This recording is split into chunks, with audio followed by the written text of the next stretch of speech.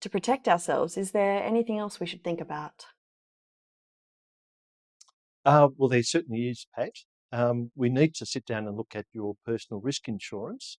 So that would be something like life insurance, total and permanent disability, trauma, and income protection. The purpose of those is to protect you and the family in the event of an adverse medical event or even in the case of death. It's important that we have either replace income or we have a capital sum that comes in to replace the income that would perhaps otherwise have been generated by the person who has suffered that medical event or has passed away. We also need to make sure that if either yourself or John is not working at whatever point in time and perhaps at home looking after the children, that we also have them covered.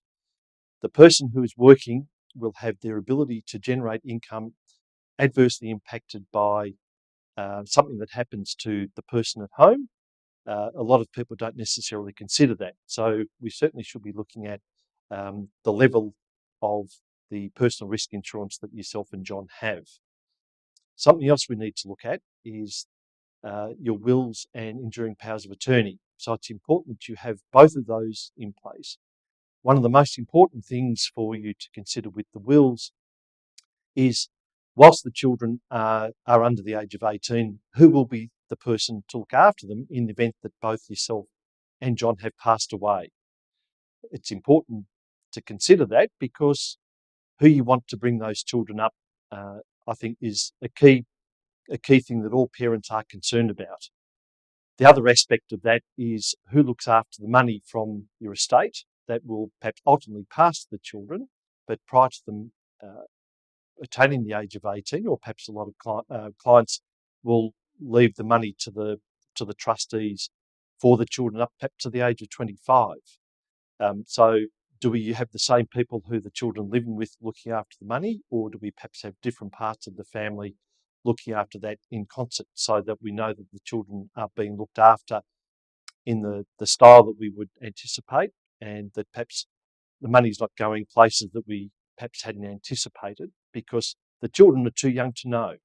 And by the time they perhaps found out that somebody is spirited off with what is essentially their money, it's really too late. The money's been spent.